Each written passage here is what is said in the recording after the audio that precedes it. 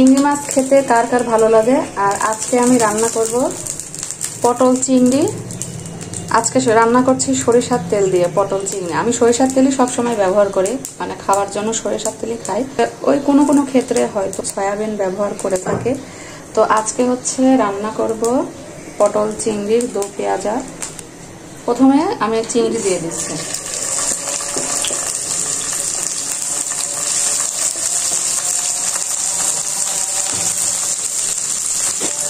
পরিমাণ মতো লবণ,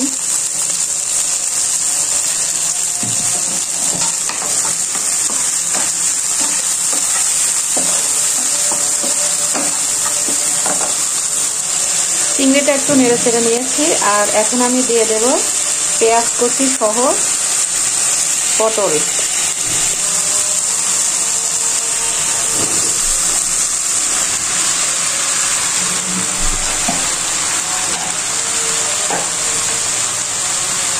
দিয়ে দিচ্ছি পরিমাণ মতো কাঁচামরিচ।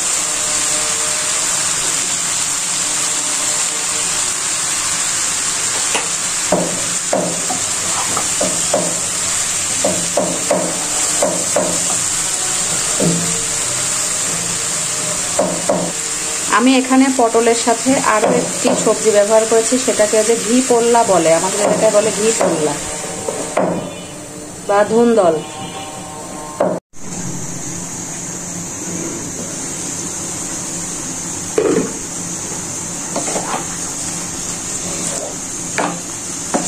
ভিউয়ার্স অলরেডি দেখুন একদম এটা নিস্তেজ হয়ে গিয়েছে, মানে ঢেকে দিয়েছিলাম আমি।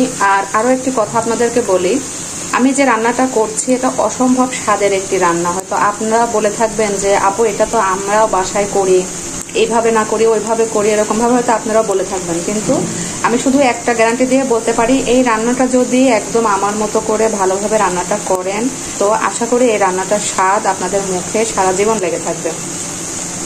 তো বাসায় ট্রাই করবেন ইনশাল্লাহ।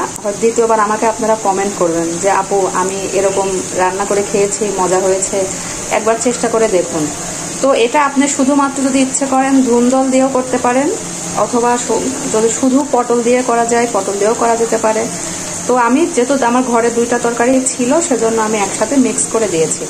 আর ধুন্দলের কারণে পানি উঠে গিয়েছে, আপনারা তো জানেন যে ধুন্দল দিলে পানি ওঠে, ঘি পোল্লা দিলে। তো এই পানি শুকানো পর্যন্ত আমাকে তরকারি এটা ভেজে নিতে হবে। দেখুন একবারে পানি শুকিয়ে এসেছে। আর এই পানি শুকানো পটল হলে হয়তো এত পানি বের হতো না, শুধু ধুন্দল কারণ মানে ঘি পোল্লা দেওয়ার কারণে এত পানি বের হয়েছে। তো রেডি হয়ে গিয়েছে পটল চিংড়ির দো পেঁয়াজু। দেখুন কি সুন্দর কালার এসেছে, খুব সুন্দর কালার এসেছে না? অনেক সুন্দর এবং খেতেও সেই সুস্বাদু। তো রেডি হয়ে গিয়েছে পটল চিংড়ির দো পেঁয়াজু এবং কালারটা অসাধারণ সুন্দর এসেছে। আপনারা বাসায় ট্রাই করে দেখতে পারেন, ইনশাল্লাহ আপনাদের ভালো লাগবে। আল্লাহ হাফেজ।